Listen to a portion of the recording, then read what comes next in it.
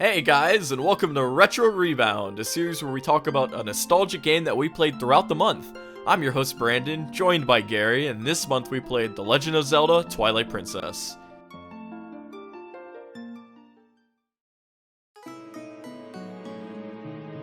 Alright Gary, so what was your overall opinion, like impressions with Twilight Princess? Yeah, so I kind of liked it. I thought game overall was fine. The story about what I expected for a Zelda game. You know, you go through the dungeons, fight monsters. Yeah, that was fine. Yeah, this game is very much a classic like Zelda formula game. Right, and I think it definitely sticks to that formula. I also say I think the textures and like models hold up pretty well, especially given how long ago that game was made. Right, yeah. Like overall, I have to say that I enjoyed the game, but there was a lot of parts here and there that did not sit well with me. So yeah, I mean, I'm pretty similar actually. Like it's one of my favorite Zelda games for sure. Definitely like top 5. But you know, I always praise it on all this stuff. But like there was certain parts that I actually got like pretty frustrated at. Oh yeah? Yeah. Well, I'll say this. I don't even know if I have a top 5 Zelda game because I think I've only played maybe like 3 or 4 games to completion. Those games being like Breath of the Wild, this game, Yeah. Minish Cap, and what, like Link to the Past, I think? Oh, okay, yeah. So those were maybe like the only 4, and I don't even know if I beat Link to the Past because that was so long ago. I don't even think I've beaten Link to the Past. Yeah. Or I might have just like glitched my way to the end or something. So I don't think I have a top 5 because I feel like maybe I've played some of the other ones for like 10 minutes at like the doctor's office or something. Right. But nothing quite so long. Right, yeah, no, you're definitely new to 3D Zelda in terms of like traditional 3D Zelda. Yeah, the only 3D Zelda I played was Breath of the Wild. Right. And this, no offense to the game, is a sharp downgrade from Breath of the Wild. Right. Well, it's just very different. Right. Yeah. Right. But I just want to say that's my experience with Zelda games. So like going into the story, you said it's about what you expect. Like, do you think it was like really predictable or like issues with it? Because I mean, I thought it was, for a Zelda story, it's pretty dark. It's not like Majora's Mask dark or anything, but it had moments. Yeah, I think the game was pretty dark. But I don't know if I would say like it's dark like, oh, everyone's dead. Yeah, because no. It's not even Breath of the Wild dark. Right, like I never even played Twilight Princess before this. Right. And so I had a lot of like misconceptions going into this game. I knew about the Twilight world. I knew about Midna, like your partner. Yeah. And I knew that you like turned into like a wolf, but I didn't know how you turned into a wolf or like why and things like that. So one of the things that I thought going into it was everyone was dead in this game. Yeah. But apparently I found out that no, it's just the Twilight realm or world. And so they're all like every single person in this game is alive and well. Well, for the most part. For the most part, yeah. They're like alive and well. They're all like living their lives, and they just straight up don't know that they're living in the Twilight realm. The Twilight realm. Yeah. Which I mean, if I played this game as like a 5-year-old, I'd be like, that makes no sense to me. But yeah, that was something that I didn't expect because I was like, oh shit, they're all still alive. Yeah. I completely thought they were all dead. Yeah. Yeah. I don't think there was anything particularly dark in the game. Like there was a lot of scenes that were really creepy. Like whenever a character's eyes would like gloss over and like turn white. Oh yeah. Those were all really weird. And there was that one like dream sequence thing with the like girl. Shadow Links. Yeah, where she like had like a she's knife. Like just falling on like loop. Yeah. Like that wasn't dark. It was just really creepy, and I've never seen anything like that before in a Zelda game. Right. Well, for me, coming off of, because the last game that came out before this, the last 3D Zelda was Wind Waker. So, okay. So you know, yeah, it's like super cartoony, vibe. And then they're like, oh, we're making a new Zelda, and it's like, oh wow, I can't wait to see what. And then you get that. you know. Yeah. So like nowadays, of course, it's obviously like not as crazy as I thought, but like back then when I was like a little kid, like seeing, you know, like especially that one cutscene where Midna gets like destroyed by the light spirit, and you know, the freaking Link gets like possessed and runs to the Triforce, and all that stuff was terrifying. Yeah, some of it was weird. Like when when when you're chasing after the kids after they get kidnapped or whatever, and then you go to the bridge, and who is it, Colin? Yeah. The little boy is just on a stick. Yeah. I was like, holy cow! I was not expecting that. That was kind of dark, and I thought he was dead. I thought like, oh, they killed him and they're parading him around, but no, he's fine. He's just sleeping. And like, yeah, that was weird. Definitely felt more adult than other Zelda games. No, definitely. But so yeah, going off of that, what do you think of the characters? Like, do you have a favorite or anything? Yes and no. I'll say this: the characters in this Zelda game are definitely a lot more memorable than the other ones I've played. Just because, like, again, 2 of them being Game Boy games, one of them being Breath of the Wild, which is in a category of its own, I feel like. But for like the Game Boy games, it's like if it's someone that you're supposed to know, they have a different sprite, so you can tell that this is someone important. Right, they're not just generic NPC one. Yeah, but I feel like there's quite a few characters that like have their own thing, or like their own sort of personality, for better or worse, I'll say. Because there were some characters I liked, like I have a love-hate relationship with Mallow.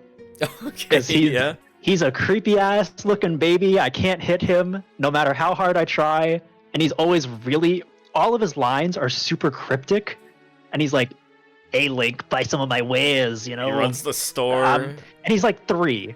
And like when you try to like hit him with your sword, only like his head moves, and it's amazing. He's weird. He creeps me out a lot, so I don't like him. But then there's characters like, what's that bird chicken thing? What, Uku? Sure, we'll go with that. Yeah, those I don't like those guys because it's just a chicken with like a face. There's like the whole race of them. And again, that feels dark, and I'm like, something about this and their entire like design and look is just wrong for me, and I don't like them. Right. Most of the other characters, those were like the standout ones for me. I was like, these guys are weird. Yeah, my personal favorite character, or at least one of my personal favorite characters in Twilight Princess, is definitely the mayor of Ordon Village, who's just like, you know, he's like low-key your best friend, and he's like, especially when you go to like Goron or like Death Mountain and you fight the Gorons, and he's like, oh yeah, I've just been like cheating. Oh, right, yeah. This whole time.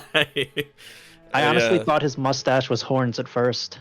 Hey, man, he lives in a cattle village. So. I mean, yeah. Also, everyone in the village, I mean, I didn't interact with them too much, but they all kind of suck. Like, all of them are wimps. There's only one fighter in that entire village, and he leaves to like go help you with your quest.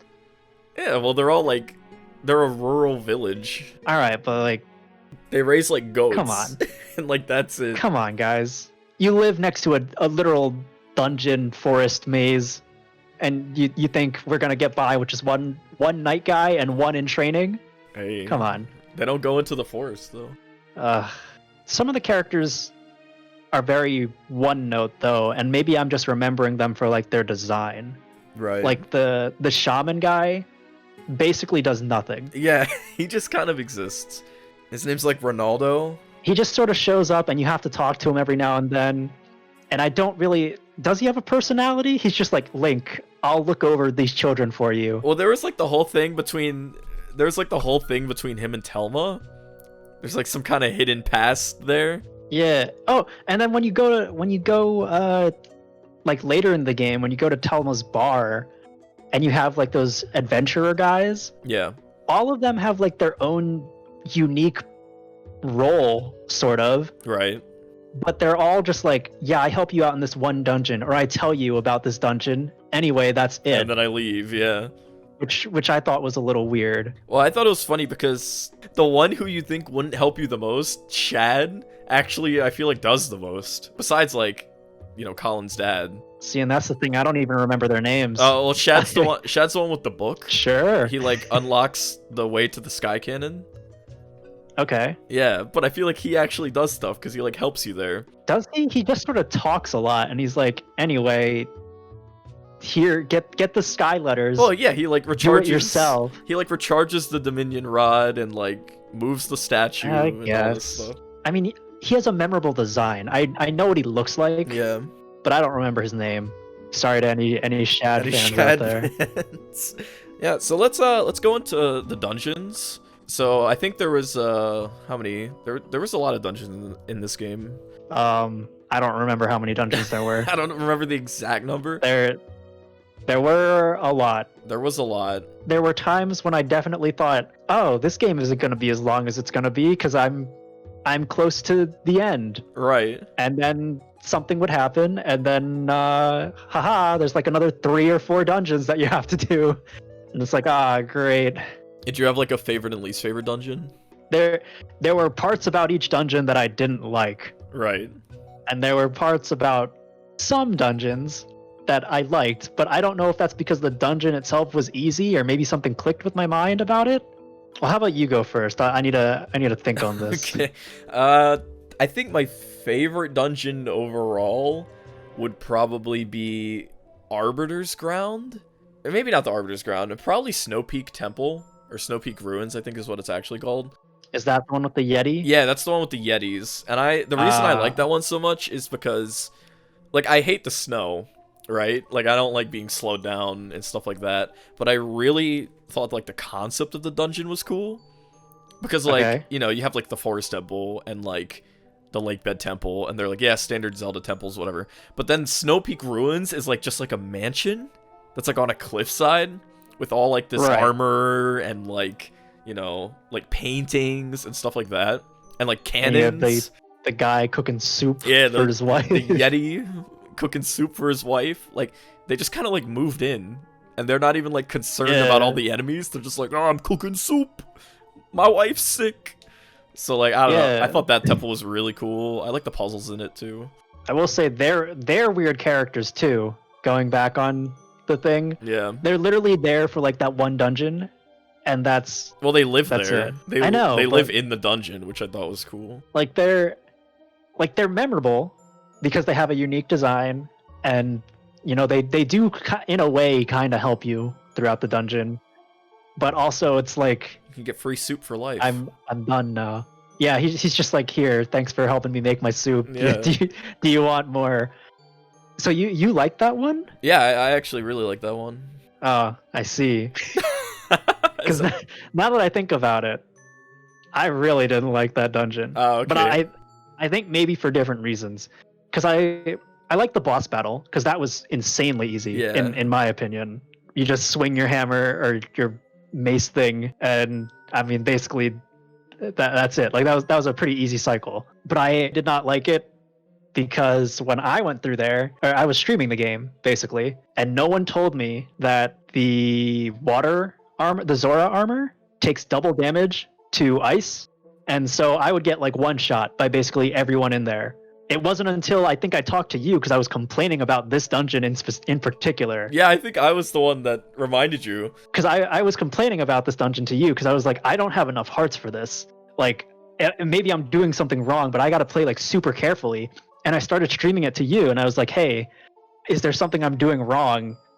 And you were just like, oh, why are you wearing the Zora armor? Are you swimming? I was like, no. And that's not something that I even thought about, because I'm very much a player where, like, when I'm playing the game, I'll read the description of an item once, and I'll like pick out the keywords for myself. And so when I read the Zora armor, I like probably read that it said, you know, takes double damage to ice and fire, I think. Right. The only keyword that I needed to know at the time when I read it was, this armor helps you swim good. So I was like, perfect. That's all I need to know. And basically, from that point on, all I remembered was, yeah, this armor lets me swim and I can dive. That's all I needed. So then whenever I would like walk around town and stuff, I would just keep wearing that armor. because I don't even think up until that point I had fought a fire or an ice monster. Okay, so yeah. I would never be taking double damage to anything. And even if I did fight something that dealt fire or ice, I had never actually gotten hit by them because I'm kind of a god. But yeah, okay. but at the dungeon, there was the snow that would slow you down. Right. There were those things the that giant could like ice goblin. Yeah, that could like throw spears at you, and those would one shot you. There was the dragons that would breathe ice, and you can't block it, so it just kills you. There's those little ice cubes that like when you hit them, they spin around. Oh, like and, the freaking marble things. Yeah, they bounce back, and if on the rebound they hit me, I would just die. I remember you could play like telling me about it, like complaining to me that you're having such a hard time, and I was like, oh, did you switch your armor? Like, that's the first thing I thought of, because once again, I've played it already, so I knew about the double damage thing. Yeah, going in completely blind. It's unfortunate. I had, I believe, 2 fairies when I went in there, and I came out with 2 vials of soup. So right, yeah. Was not really the best trade. I think I only had like 7 or 8 hearts by that time too, so it was technically a full heal for me, but it was not the greatest trade-off. Yeah, that's unfortunate. I enjoyed the sky dungeon because that one was pretty easy for me. Like I don't know if maybe I was just really thorough with it or I just something clicked in my mind, but basically everywhere I needed to go in that dungeon, I was like, bam, I'm there, you know? Right. No problems. It's funny because I like kind of struggled with it a little bit. That's not my least favorite, but like there were some parts where I'm like, I don't know what to do. Like, I'm totally stuck. I remember in the main room of the dungeon, with like the 3 doors, the one in front of you and the 2 to the sides, I like couldn't figure out how to get over to the left. So I like hook shot up, right? And then like slid down with the hook shot, and then like did like a jump slash in midair, and I like barely landed on the platform, and that led me over, which is clearly not how you're supposed to do it. Yeah. But like, I don't know, and then there were some points where I was like, wait a minute, how do I like get that thing on the ceiling? And I was like, oh, you have to use the double claw shot and stuff like that.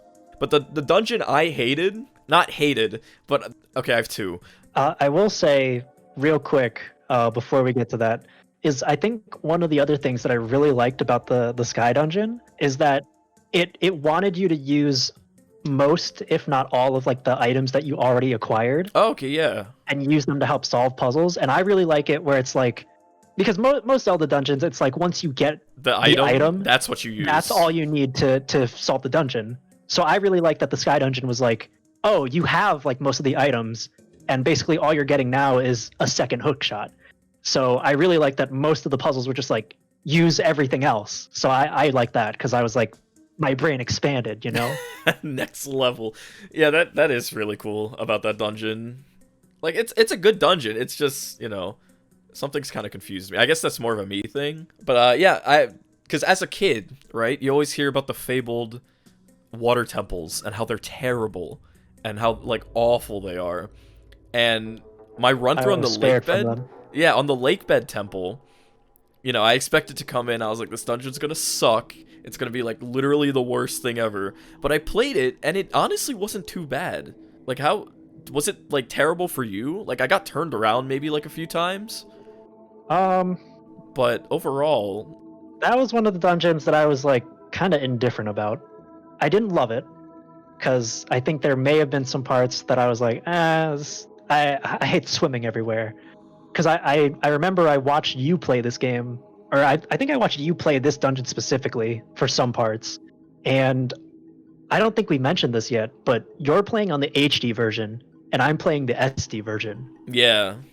And I'm playing this game on on an emulator, so some things are not always the highest quality for me. But when you swim, and even if you have your Zora armor on, and you like tap A to like swim faster, at any point, even if I can't tap A to swim faster in my armor, because tapping A if I'm wearing Zora armor just makes me dive, and I don't like that because I want to just swim faster. Right. You know, there are times where, because it's the water dungeon, I just want to swim faster because I need to get from one part of the land to the other. I don't necessarily need to dive, and I felt it was like really annoying because he would just keep diving. Okay. and I noticed that in your version you could just swim. But I think you can, because that's not like a version change. Because you can swim in the SD version. No. Well, yeah, I can swim, but if I'm wearing the Zora armor, he dives. Right. No. If I'm pushing up and pushing at the same time. Maybe. Yeah, you should be able to just swim. No, he dives, man. Yeah, because that's not a version difference. Link takes that as a cue as I'm gonna dive. I need to go down. I need to get forward. into this water. This is exactly what I have to do. But I mean, again, the water dungeon was kind of forgettable for me. I was like, eh. Same thing with the desert dungeon. The Arbiter Grounds. I thought it was unique that I found the other Poe spirits. I was like, that's kind of cool to like light the main final fire way. Yeah, I was like, that's cool. It's a little annoying because I think I got lost because I was tracking one of the scents that I had already found, but I would just keep backtracking to it. So that was a little sad. But I did like the final boss. I really like the final boss in that. Yeah, that's my favorite boss in the whole game. Is the Stall Lord like spinner battle. The dungeon itself, I was like, you know, it's whatever. I didn't really love it. I didn't really hate it. That's funny because I actually like that dungeon a lot. It's probably my second favorite. I'm not exactly sure. I like the Goron Mines too, except for the Iron Boots like really slow walking. I don't know if I like the Goron Mines. I like the sumo wrestling. Yeah, that's fun. I had a lot of fun doing that. If that was the entire game, I'd be like, wow, this is the best game ever. This is perfect. You don't need to change anything about Zelda. Zelda Sumo Edition. I would put that in my forgettable category as well. Okay. I was like, yeah, there was lava and the topsy-turvy-ness. I will say a dungeon that I did like was the final dungeon, which I guess technically is Xant's. The Palace of Twilight? Yeah.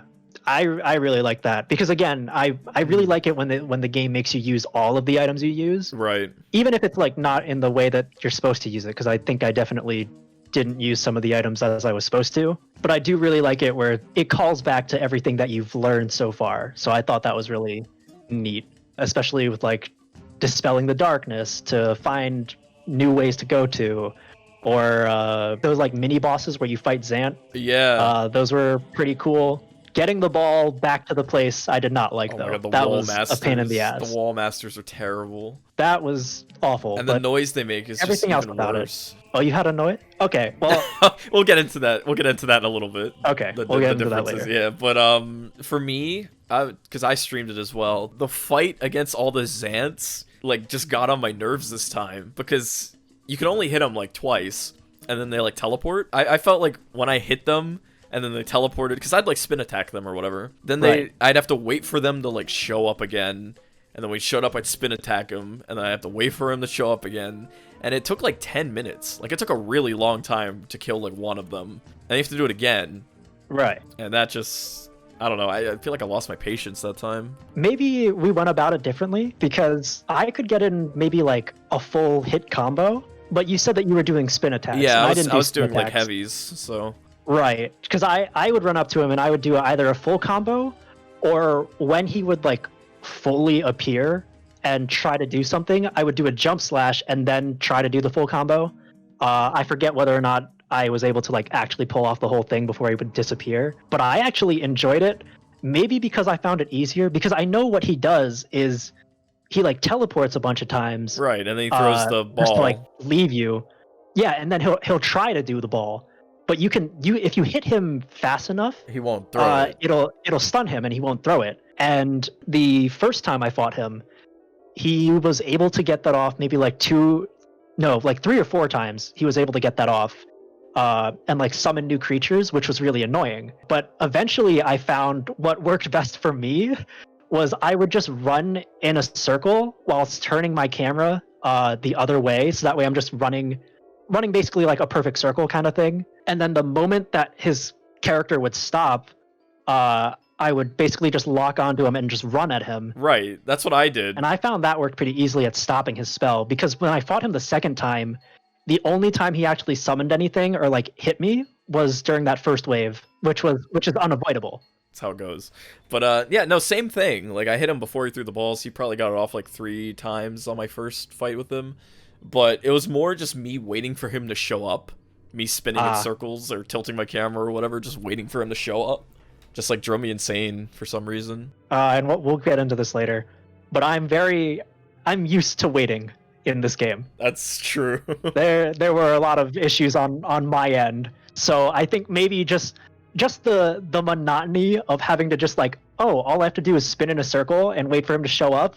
That's so much easier than like the other problems I had to face that I was like, yeah, this is no problem. I got it. Right. So maybe I was more attuned to it. What did you think about the Wolf Link sections? Because among like the Zelda community, it's like the most highly controversial thing. Like some people absolutely love the wolf sections, and some people absolutely hate the wolf sections. So I'm curious what you thought about it. Yeah. I mean, this is gonna feel like a cop out, but honestly, I'm a little indifferent to it. I understand why in the first few dungeons they sort of like force you to go into wolf mode. Not only so that way you get a feel for it, but then you understand different mechanics about it, of like using the area attack, jumping from place to place with Midna. Like I completely understand it. Yeah. Yeah, and using wolf sense. Like I completely understand why they did it like that. But at certain times I would be like, I kind of just want to play as Link. Like actual human Link. Personally, I really liked it once I had the ability to transform back and forth, because then it's like, well, if I want to be a wolf, I can, but I don't have to. Right. Because most things that I can do as a wolf, I can do as a human. Really, I only need like the wolf ability to see spirits and stuff. I'm okay with the wolf sections. Like I think they're fun and they're fine, and I like trotting around. But like the real beauty, I kept telling you this like when we were playing. I was like, the real beauty's coming when you. I didn't tell you why, but obviously like when you can transform at will, because like, oh, I need to go fast, let me just be a wolf and just run there like really fast, or like I need to kill all these enemies instead of like trying to jump slash and spin attack, let me just wolf form and then like hit them all with the single strike or whatever. Yeah, so I liked having the option to turn back and forth. Being forced to do it, I understand it, but I wasn't really in love with it, but I didn't necessarily hate it.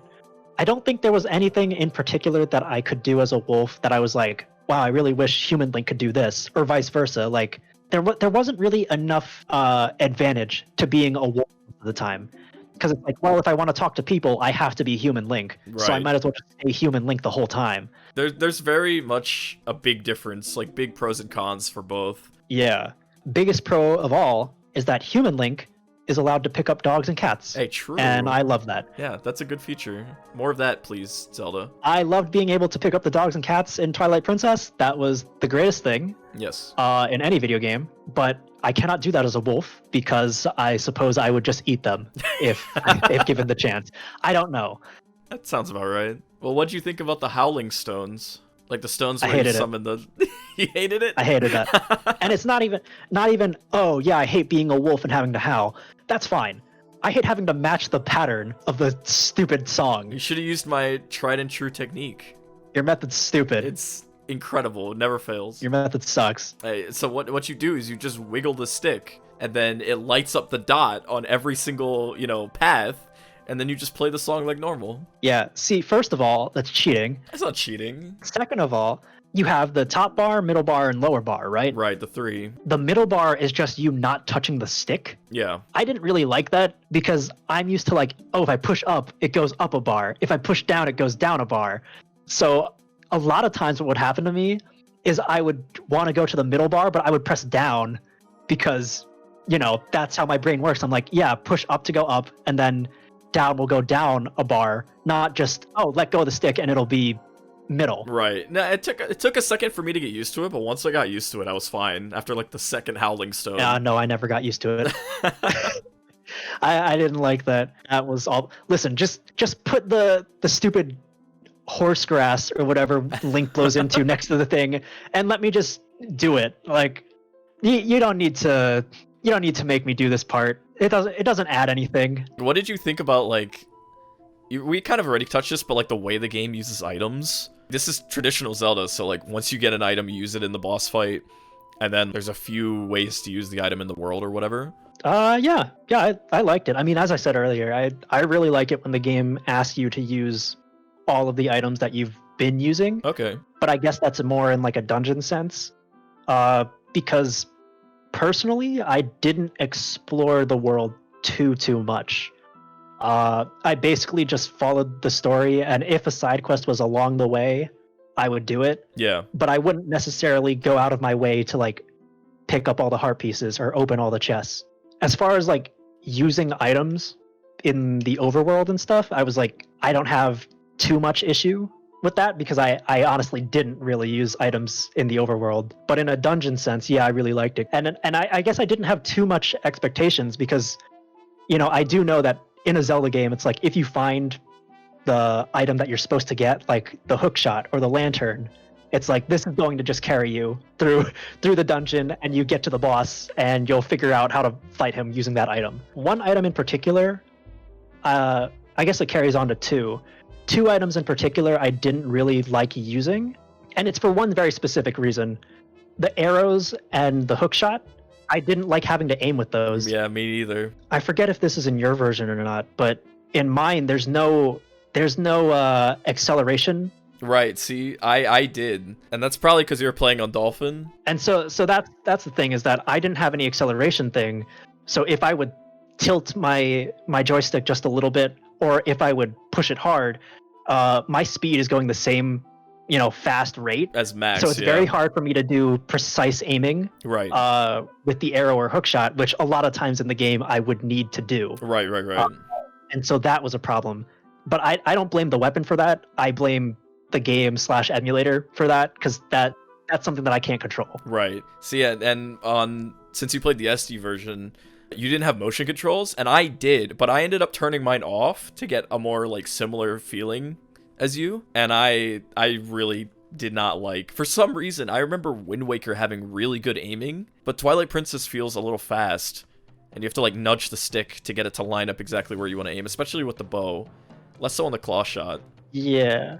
I'll also say this, that the hook shot's a little bit more lenient because if you can hook onto something, an icon appears. Right. The arrow won't do that for obvious reasons. I'll also say, because I know that I checked this in my settings, my controls for using the camera and arrow, and even just turning my camera in general, is inverted to what I normally like. That's right. So yeah. if I push left, my arrow turns right. Or if I push right, my arrow turns left. And a lot of times, I would forget that, you know, it's inverted. So I really didn't like having to try and troubleshoot working my arrow or whatever weapon I had to aim while like in a fight or whatever situation I'm in, because it's a small thing, but it got really annoying over time. So moving on to the next topic, we're going to talk about like the problems with the game, like what you would change, but we're also going to categorize this with like the emulator versus the console and stuff like that. So like, did you have any like major issues with the game? Like the way it ran, stuff like that? Yes. Yeah. Oh my god, I had so many issues with this game. Oh yeah? Most of them were probably tied to the emulator. I mean, not probably, they were tied to the emulator. Ah, got you. It's part of the reason why I can't give Twilight Princess such like a stellar review in my mind, because I do think it's a great game, and it's a good game, but to me, the way I experienced this game for the first time was through that emulator. Like, that is just part of my reality. Yeah. And that emulator was not perfect. One, and this is part of the reason why I did not explore very often, if at all, in this game, is anytime I entered Hyrule Field or any big open world space, whether it be the desert, Hyrule Field going out from like the village or Castletown, or even like leading through the back of into like that mini Castletown area to like the mini area, my frame rate would drop by about 20 frames. Oh, so you're running pretty low. So I would usually, my game would usually play at about 35 to 30 frames in like dungeons. Basically for most of the game, it would play through 35 frames. Right. The moment I would load in, or even if a cutscene took place in Hyrule Field, my frame rate would immediately drop down to 10, 15 frames. Right. And at that point, the game essentially is unplayable. Right, it's chugging. Because I'm moving slow, everything else is moving slow, and there are certain parts of the game that I have to do in Hyrule Fields. Yeah. Like saving the Zora kid. That is by far the worst part of the game for me. Oh, yeah. Because that entirely takes place in Hyrule Field. Oh, man. Even when I did that, I had a bad time with it. Just being on the horseback. Exactly. Putting out the fire or whatever.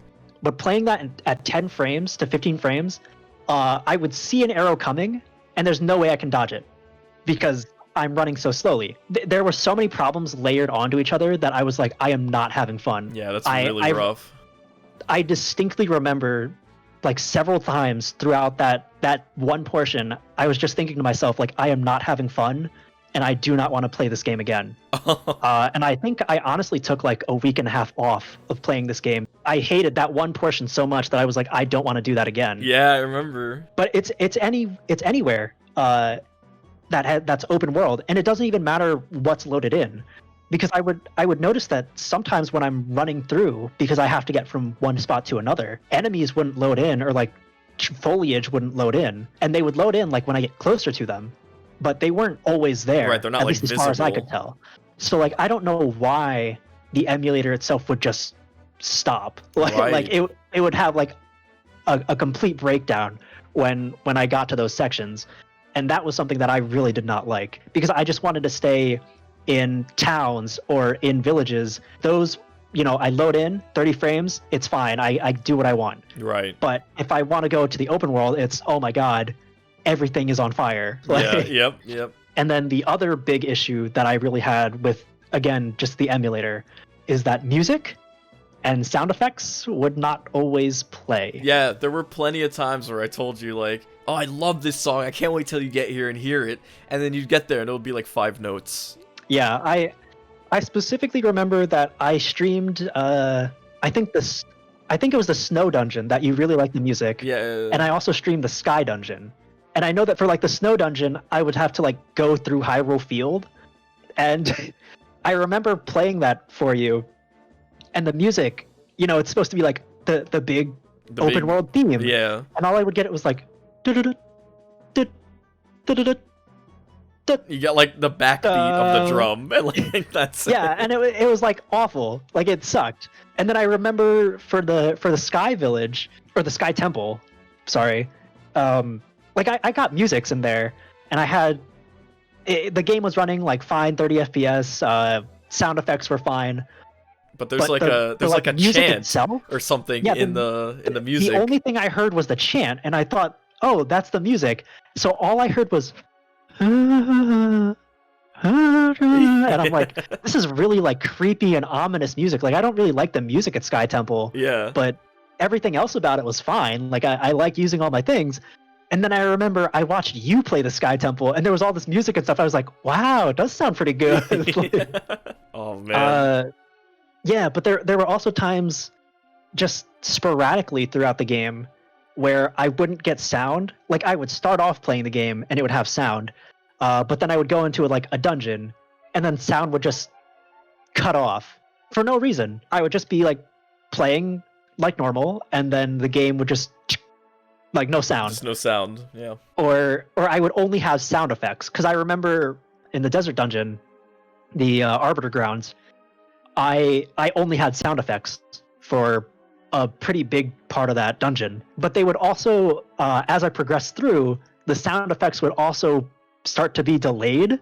Oh. So I would open a chest, and I would hear like diddle diddle diddle diddle, and then I would open it. Link would go in, pick up the item, and he's like looking at it, and I'm like, all right, where's the jingle? And then after I press A, it would go da da da da. So I'm like, okay. Oh no. So those were like my two biggest gripes with the emulator, was just open world places were not fun, and music and sound effects would just be really wonky for random reasons. On the contrary, since I played the HD version, a lot of things got tweaked for me. So like, I remember in the SD version, and from watching you play, whenever you were maxed out in your wallet and you picked up another rupee like from a chest, Link would be like, I'll just put it back. Oh yeah, And then it'll yeah. just put it back, which I mean in theory is good because you could go back and, you know, like grab the money or whatever, but if you want to like complete a dungeon, it would just like drive you nuts because that chest would always be there on the map and there's no way to pick it up. Oh yeah, yeah. No, that definitely sucked for me, because I mean your rupee limit is kind of small. I mean it's not. It's like 300 and then 600. I don't think I ever got the 1,000 rupee bag or whatever. I will say that the one sound effect that did not go away, that was awful, was whenever I was gaining or draining rupees. Oh yeah, no, same. That doesn't go away. Yeah, that sucked. And I would always be inclined to, whenever I buy something, just leave immediately, and then if I need to buy something else, just go back in. Yeah, it's to because just stop the noise. your rupee count rolls. Yeah. So I mean, I know that, but it's unfortunate. God, that was awful. And on top of that, with rupee count, my wallet I get from Agatha, I think her name is, the bug girl. Right. My max wallet is 2,000, while yours was 1,000, which is completely relevant because when you pay off Mallow, you know, you have to give him all that money. So for you, you'd have to go give him the 1,000, come back, give him the 1,000. While me, I could just save up to have the 2,000 and then just give them all at the same time. As well as the another version difference, the Tears of Light with the bugs. Oh my God, yeah. Yeah, I think you had like, I forgot about that. I'm pretty sure it's 16 and I had 12.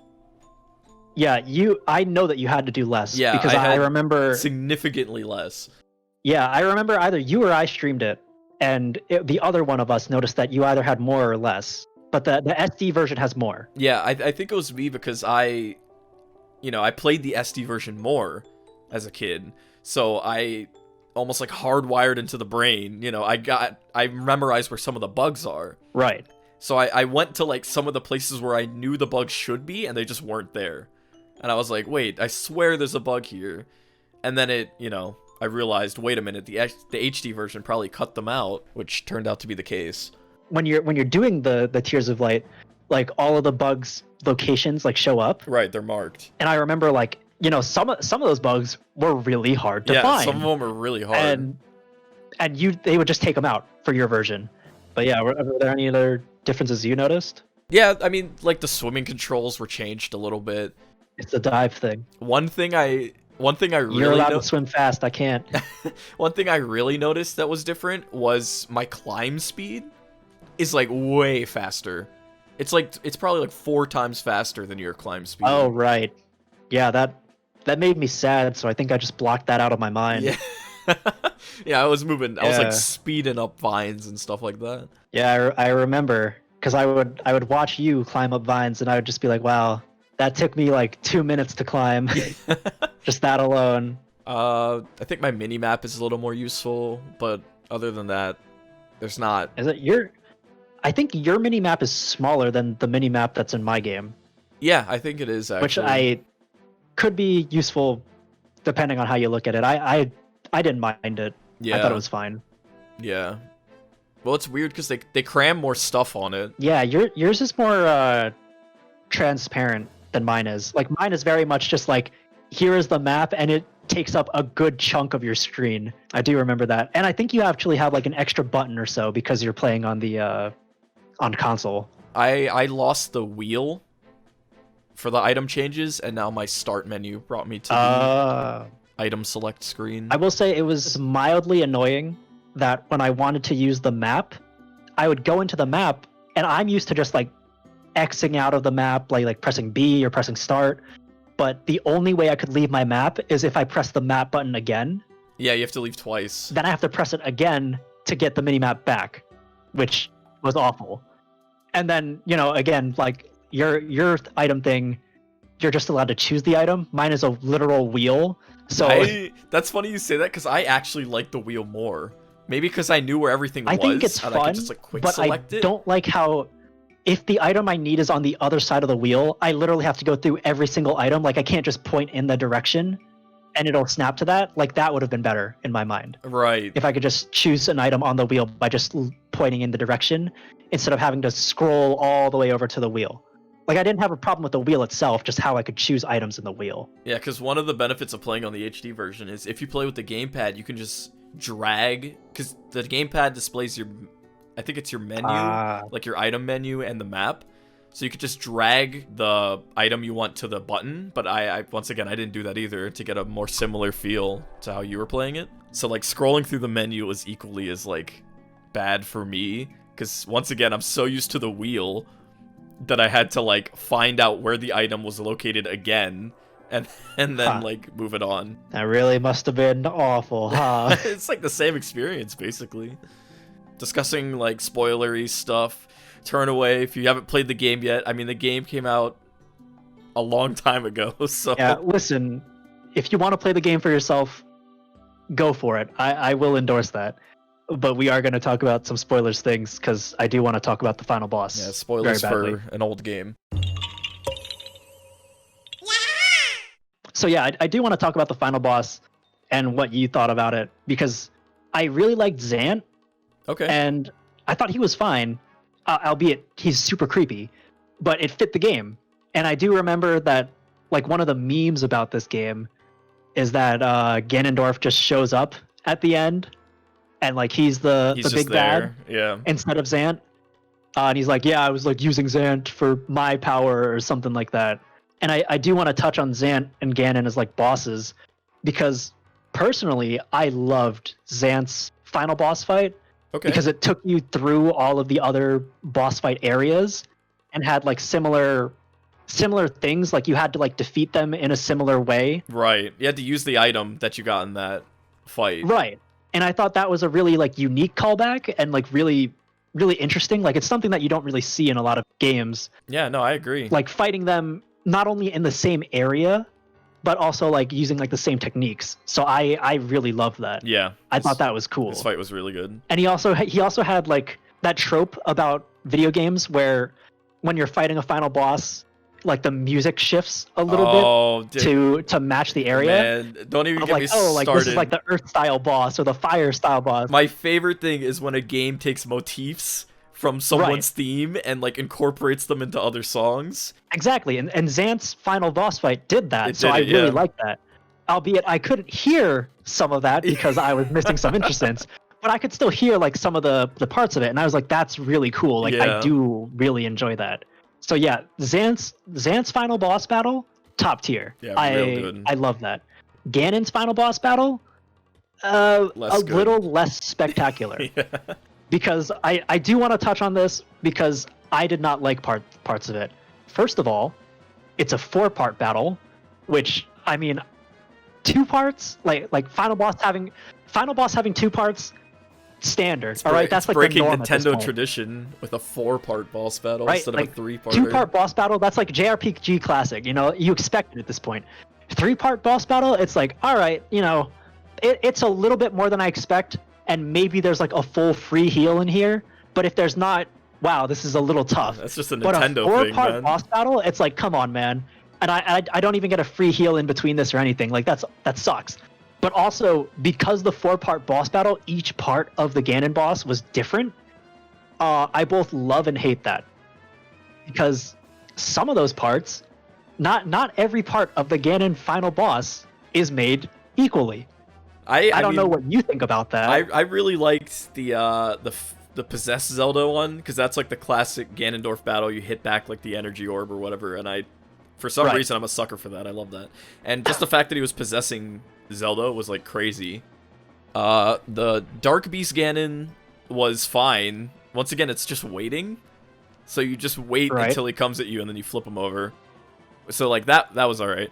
And then the freaking horse part, that sucked. I got knocked off my horse so many times because either Zelda couldn't land the arrow of light on Ganondorf, or his Ghost Riders just decided to like beeline it for Epona and like blow me up off the horse. Gotcha. Yeah, so I don't know how you fared with it, but I had a pretty bad time with the Ghost Rider part. Okay, so I'll go in the same order. The first part I thought was just standard Zelda. Yeah. So I was like, yeah, hit the ball back. Then once you hit it back, hit Zelda. Easy. The possession thing was neat, but I feel like I've seen it before. Maybe not in a Zelda game, but you know, other games have done it. So I'm like, yeah, it's standard. I wasn't too surprised or like impressed with it. But I did like it. It felt like a very staple Zelda fight. The Beast Ganon mode I didn't like, but not exactly for the same reason. I didn't like having to wait for him, yes, but my frames did drop during that fight. Oh, okay. And I don't know why, because I was inside a castle, and I dropped maybe like 5-10 frames for that. Okay. Like it was nowhere near as bad as like Hyrule Field. Right. But it was still noticeable that I was like, this could be going a little bit faster. Okay. So I didn't like that, but for kind of similar reasons. Like I had to wait as well. Even longer. Yeah, basically. And I 100% wholeheartedly agree with you. That third part with the horse is the worst That's part just so bad. of the Ganon fight. It's awful. I don't know if you ever got knocked off by Ganon himself. Yeah, I did. But there was a straight part where, because again, Zelda would miss sometimes when I'm close to Ganon. Sometimes he would miss. Right. And that's also not to mention that sometimes Zelda would hit, and because you have to be so close to Ganon, You just wouldn't get there in time. I would either pass him and miss the thing, so I have to circle back, and by that time he's recovered, or I would try to run into him, and then my horse would basically like hit the perfect like perpendicular angle to Ganon's horse and would neigh. And would neigh, so I couldn't hit him because he would recover, and then he would just immediately hit me off with my horse. I didn't have many troubles with the Ghost Riders because I found most of the time when he summoned them, I was close enough to them, or close enough to him, that it wouldn't affect me. Like they couldn't hit me. Oh, okay.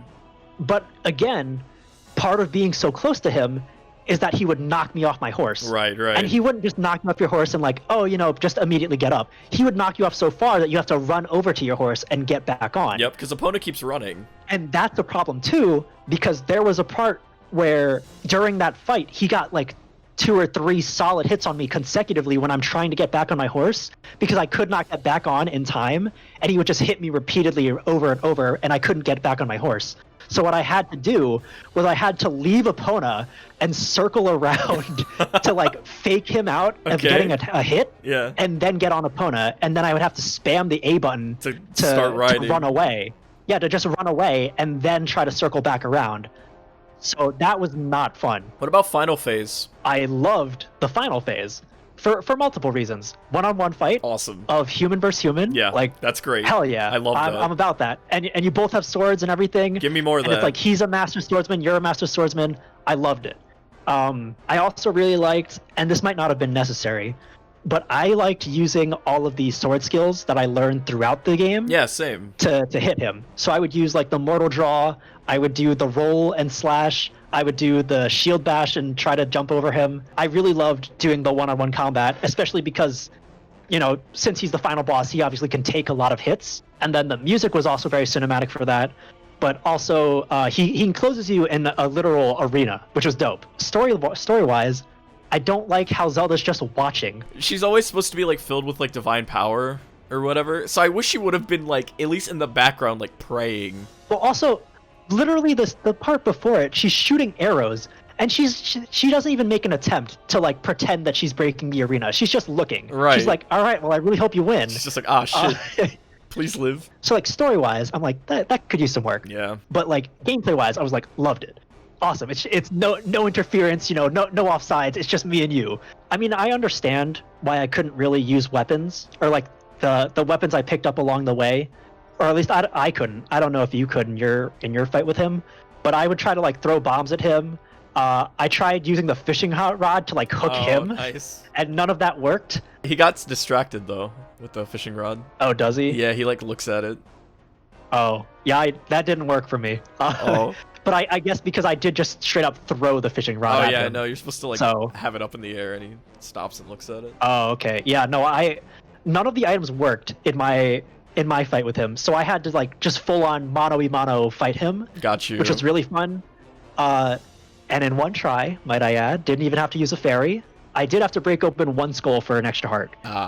Because I was getting scared that he was gonna just ram me and kill me. Yeah. Like I won't say that fight was easy, because I was like pacing backwards and like trying to like get to his side a lot. Right. But I didn't take too much damage there. I did have to break that one skull just because I was worried about dying, but I really liked it. And another thing that I really liked that I don't know is really even noted often in that fight is that the camera angle is also different in that final boss fight between you and Ganon. Oh. Usually when you're fighting, it's sort of eye level, sometimes like a little bit above Link. Right.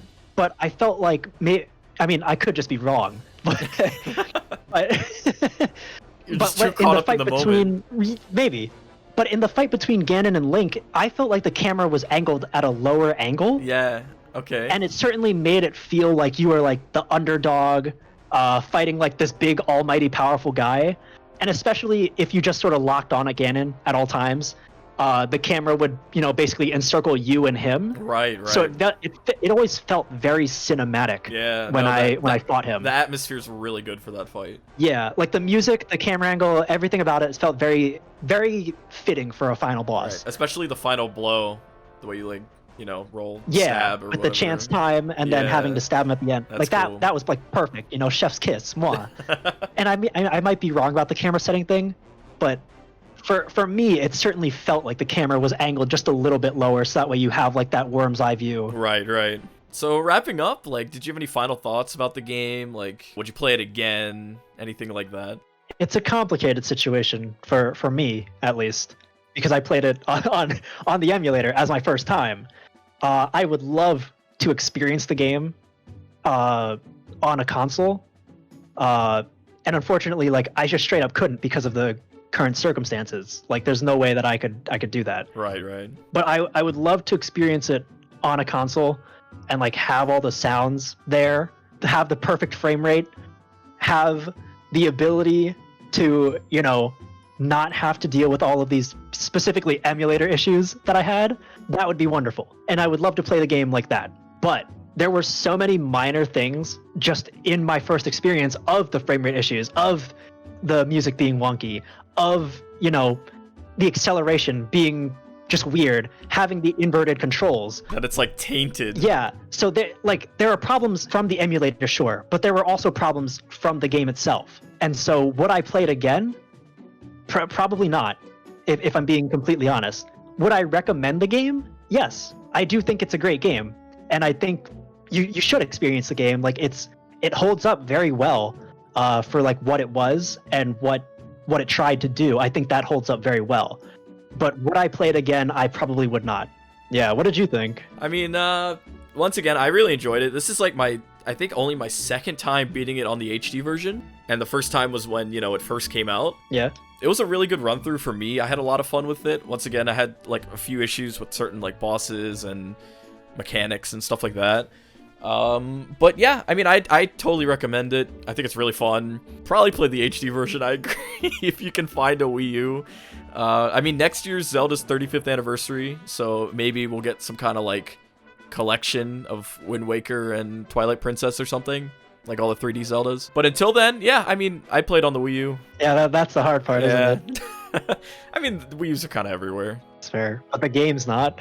Luckily, the Wii U's virtual console or whatever, is still up and running, so you can pick it up there. If not, you can find it at Amazon or something for pretty cheap. And that's going to be the first episode of Retro Rebound. Thank you guys so much for watching. You can follow Gary at RPG Gary on Twitch and me at UnluckyTZP. Next month, we'll be back with a brand new game, and we'll see you guys then. See ya next time.